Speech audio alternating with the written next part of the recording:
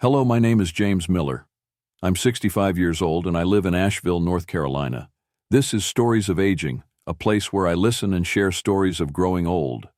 Memories that once faded into silence now find their voice again, reminding us that every life deserves to be remembered.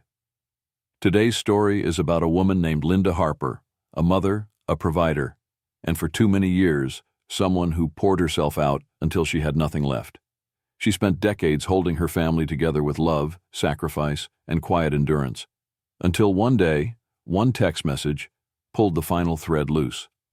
What you'll hear is not just a story of disappointment, it's a story of awakening, of boundaries drawn in trembling hands, of the hard, painful road back to self-worth.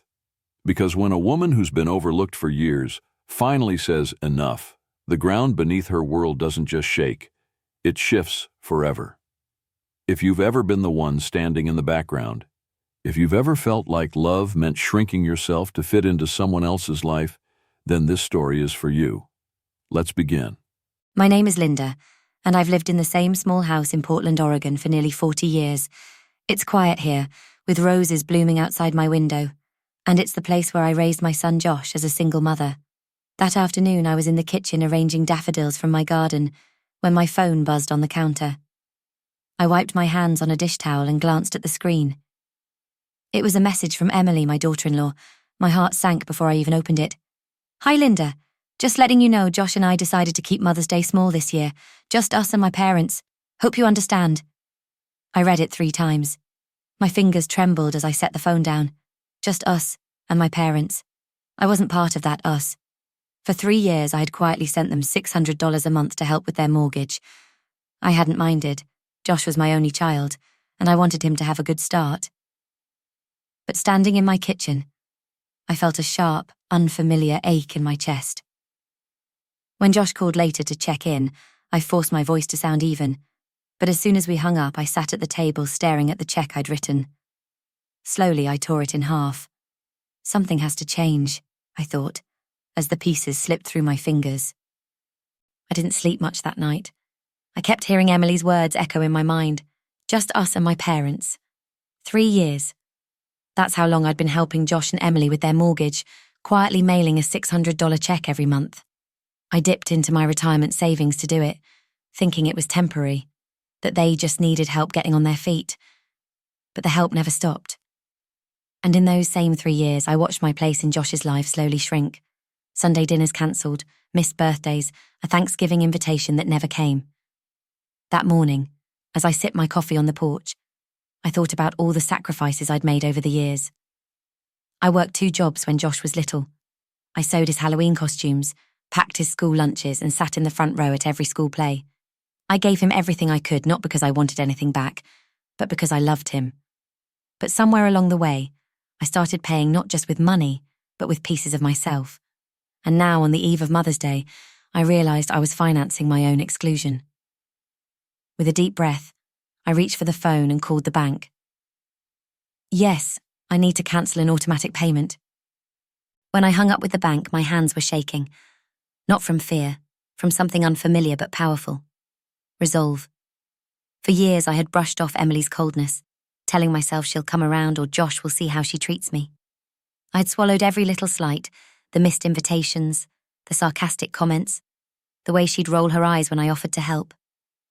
I made excuses because I wanted to believe we were still a family. But this Mother's Day, something in me cracked open. Later that evening, the phone rang again. Josh. I let it go to voicemail. A text followed. "Mum, we really need that check this month. Things are tight. Please don't make this harder." I stared at the message, heart pounding. I thought about the countless times I'd written that check without them even asking, thinking it was love. But love doesn't mean you pay for people to leave you out. I sat at the kitchen table and felt, for the first time in years, a calm sense of clarity. I wasn't doing this to punish Josh. I was doing it to reclaim myself. Outside, the evening sky turned deep blue, and I promised myself no more paying for a seat I'm never given at the table.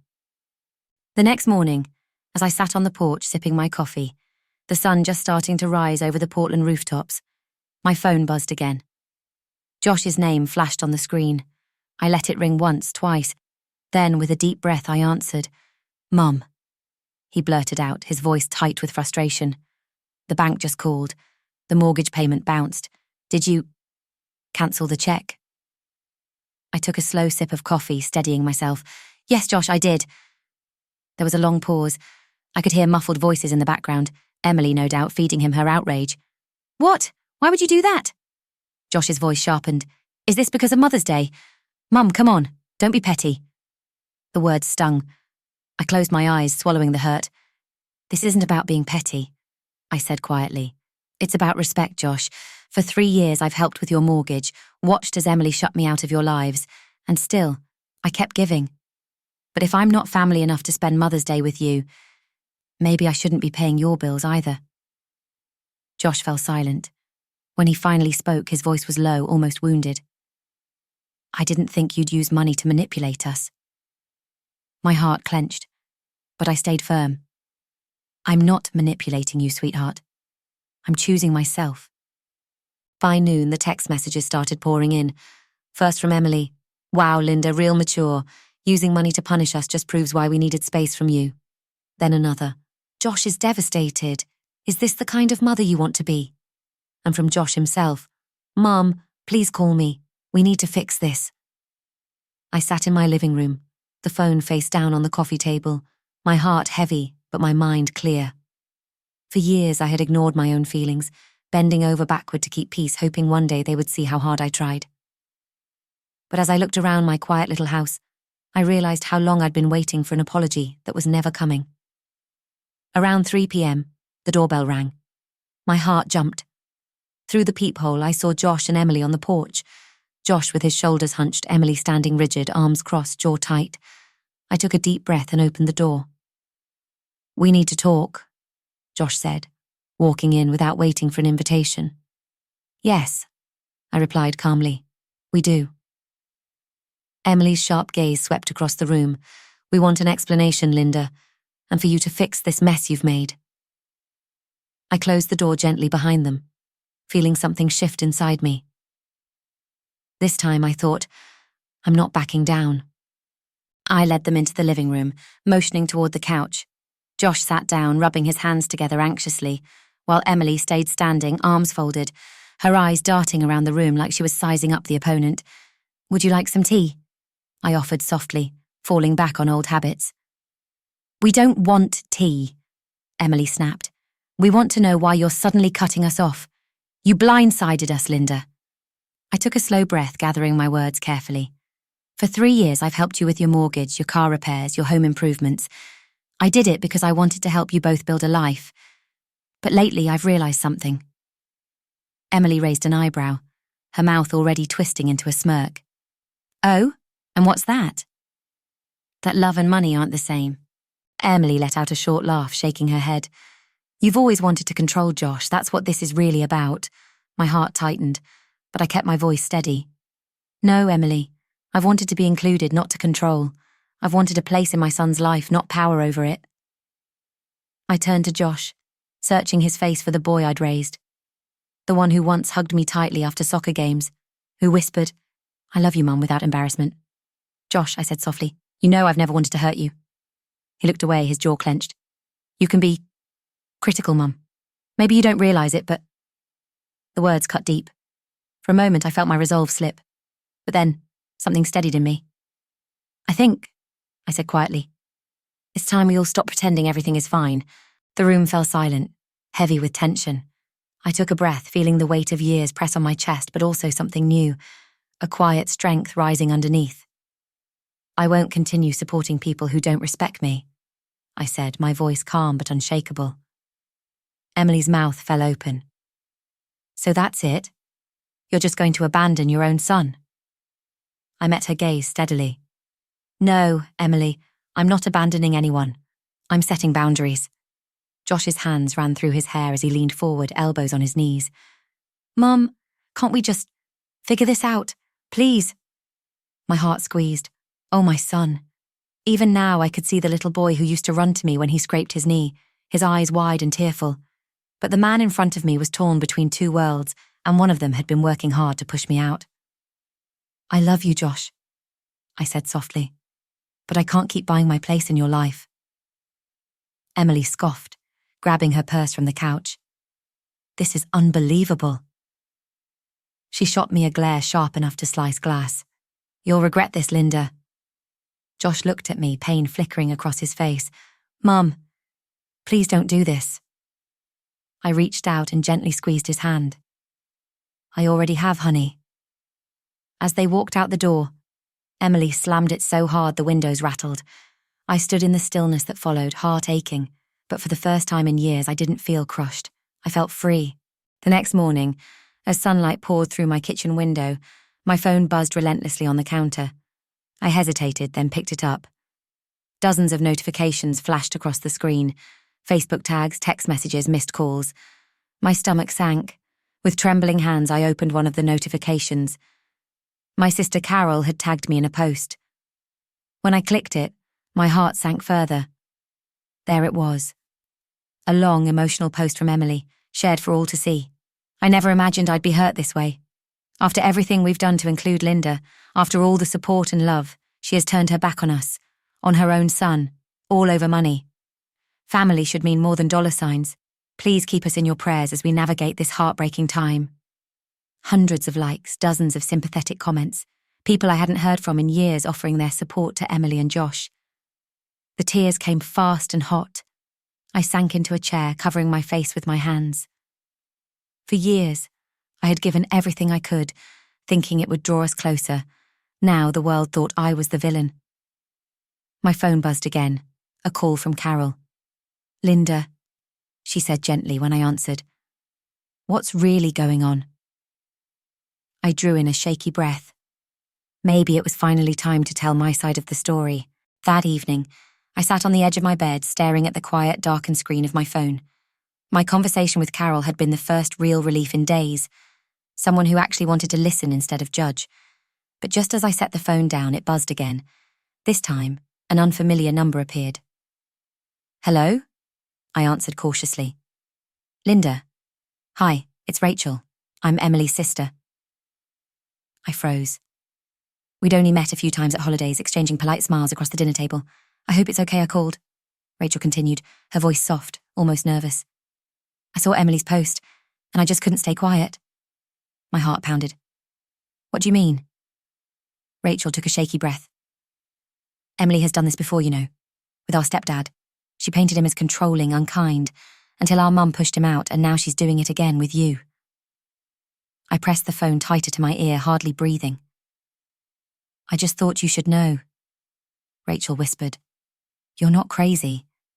You've been set up to look like the problem." As we hung up, I sat in stunned silence, her words washing over me. For the first time, I realized this wasn't just about me and Emily. This was a pattern. That night, sleep was impossible. Rachel's voice echoed in my mind. "You've been set up to look like the problem." At sunrise, I climbed into the attic and pulled down the old boxes I hadn't touched in years. I spread everything across the living room floor. Photo albums, birthday cards, old emails I'd printed, notes from Josh as a boy. I wanted to remind myself of the years we had before Emily, the love that had been so natural between us. Then I pulled out my bank records, the checks I'd written for the mortgage, the car repairs, the property taxes when they'd fallen behind. I printed screenshots from Emily's social media, the new handbags, the weekends away, the expensive dinners she'd never mentioned when asking for help. As I laid everything out in a timeline, the pattern became heartbreakingly clear. Early on, there were weekly phone calls, Sunday dinners, holidays spent together. After their engagement, it slipped to once a month. After the wedding, only special occasions. And then, barely at all. Looking at it all, I felt the air leave my chest. This wasn't just neglect. This was a slow erasing. And now I finally saw it. The next day, just after lunch, my phone buzzed again, this time with a message from Josh. "Mum, can we talk? Just the two of us, please." I stared at the screen, my heart pounding. Was this finally the moment he'd start to see, or was it another attempt to pull me back into the same old cycle? With trembling fingers, I typed back, "Tomorrow, my house, 2 p.m. The following afternoon, I watched from the window as Josh's car pulled into the driveway. He sat there for a long moment, hands on the steering wheel, shoulders slumped, forehead resting against the leather. My heart ached just looking at him. When he finally stepped onto the porch, I opened the door before he could knock. "Come in, sweetheart," I said softly. Josh walked in slowly, eyes scanning the room, and then freezing as he saw the evidence laid out across the living room.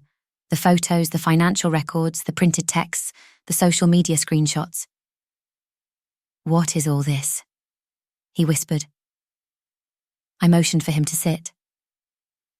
"This," I said gently, "is the truth I need you to see." As he lowered himself onto the couch, looking smaller than I'd ever seen him, I felt a quiet hope stir in my chest. Maybe, just maybe, we were finally ready to face the truth together. Josh sat on the edge of the couch, elbows on his knees, head in his hands. His eyes darted across the papers I'd carefully arranged, old family photos, bank statements, birthday cards, social media screenshots, each one a thread in the web we were about to untangle. "Mum," he said quietly. "Why? Why did you cancel the mortgage payment?" I took a slow breath and handed him the folder with my bank records. "Josh, I've been helping you and Emily for 3 years, but while I was sending money, I was also watching my place in your life disappear." He flipped through the papers, his brow furrowing. "But we're struggling, Mum. You know that." "Are you?" I asked softly, handing him the screenshots. "The Napa trip, the new couch, the handbags, the weekends away." Josh's face paled as he scrolled through the images. These were work trips and... Emily said the furniture was on clearance. I placed my hand over his. "Sweetheart, this isn't about the money. It's about respect. I've been trying to hold on to you, and all the while Emily has been pushing me out. I can't keep financing my own exclusion." Josh closed his eyes, his shoulders sinking. For the first time in years, he was quiet, really quiet. And I knew. He was finally beginning to understand.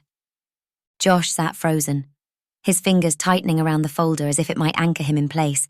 His face was pale, his jaw clenched, and his eyes glistened with the shine of someone trying desperately not to cry. "I can't believe this," he murmured, voice cracking. "I can't believe I didn't see it." My heart ached. Even after everything, all I wanted was to gather him in my arms the way I used to when he was a boy, when the world scared him and I was the one he ran to. "Josh," I said softly, "you are not a fool. You loved her. You trusted her. That's what good people do." He looked up at me, his eyes rimmed with red. "But I believed her over you, Mum. I let her tell me you were controlling, judgmental, that you were the problem. And I bought it." I reached out, laying my hand gently on his back. "You don't have to carry all that blame. Manipulators are clever. They isolate, they twist the story, and they make you question even the people who love you most." Josh dropped his head into his hands, his voice muffled. "What do I do now?" I squeezed his shoulder gently. "That's something only you can decide, but whatever you choose, I'm here, always." The next evening, just as the sun dipped behind the trees, Josh's phone buzzed on the coffee table. He glanced down, his face tightening.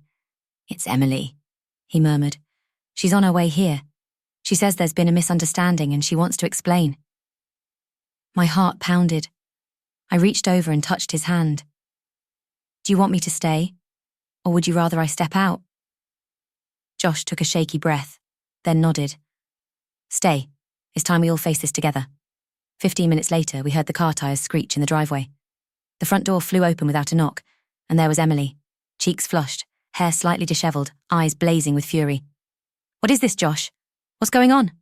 she demanded, glancing wildly between the two of us. Josh stood, his shoulders stiff. "We need to talk, Emily." Her eyes darted to the papers still spread on the coffee table. "What's all this? Did she fill your head with more lies?" I watched quietly as Josh lifted the printed screenshots of Emily's messages. The ones where she called me the cash cow and bragged to her friends about how she controlled the money. "Emily," Josh said firmly, "I know the truth now, and we're not doing this anymore." For a heartbeat, she just stared. And then the mask cracked. Emily's face twisted, a flicker of panic flashing across her eyes before she quickly rearranged it into a look of wounded innocence. "I was just trying to protect us, Josh," she said, her voice trembling. "Your mother has always resented me, always tried to come between us." I stayed silent. my hands folded calmly in my lap, even as my heart pounded in my chest. Josh's jaw clenched. Emily. I've seen the messages, the lies, the plans to cut my mum off once the mortgage was paid, all of it. You can't keep spinning this. Emily's eyes darted between us. So that's it, she snapped. You're taking her side, after everything we've built together. I'm not choosing sides, Josh said softly but firmly. I'm choosing the truth. And the truth is, you've been isolating me, using my mother and twisting the story to make yourself the victim. Emily's face hardened. You'll regret this, Josh, she hissed. You both will. She stormed toward the door, flinging it open so hard the knob cracked against the wall. At the threshold, she paused, turned, and glared at me. And you just couldn't let us be happy, could you? Then she was gone, the door slamming behind her. Josh let out a long, shuddering breath and sank onto the couch, burying his face in his hands. The house was so quiet it felt like the air itself was holding its breath. Josh sat on the couch, elbows on his knees, hands covering his face. I quietly moved to sit beside him, resting a gentle hand on his back. I can't believe it, he whispered, his voice raw. I can't believe I didn't see it all this time. I gave his shoulder a soft squeeze. Josh, when you love someone, you want to believe the best in them. That doesn't make you foolish, it makes you human. The next morning, the fallout began. Josh called me into the kitchen, holding up his phone. His face was pale, eyes wide. Mom, she emptied the account. Sure enough, Emily had drained their joint bank account overnight. Hours later, Josh's inbox flooded with emails from her attorney, threatening lawsuits for emotional distress, marital abandonment, even trying to claim I had interfered with their marriage. I sat quietly across from him, my own phone buzzing with messages from relatives and old friends. Emily had spread the story far and wide, painting herself as the heartbroken wife, betrayed by a controlling husband and his bitter mother. Josh looked up at me, his eyes tired but steady. I think it's time I called a divorce lawyer. I reached across the table and gently took his hand. I'll be here, I whispered, every step of the way. The weeks that followed were a blur of lawyers, paperwork, and late-night talks over cups of tea. Josh moved into my spare bedroom, his once confident presence now quiet, heavy with sadness. Every day he juggled calls with his attorney, combed through bank statements, and faced Emily's latest attempts to twist the story. One afternoon, he came home slumping into a chair at the kitchen table. She's telling our friends I cheated, he murmured, voice hollow. She's telling people you manipulated me. I sat beside him, offering a gentle hand on his back. I know it hurts, honey, but the people who know your heart won't believe her lies.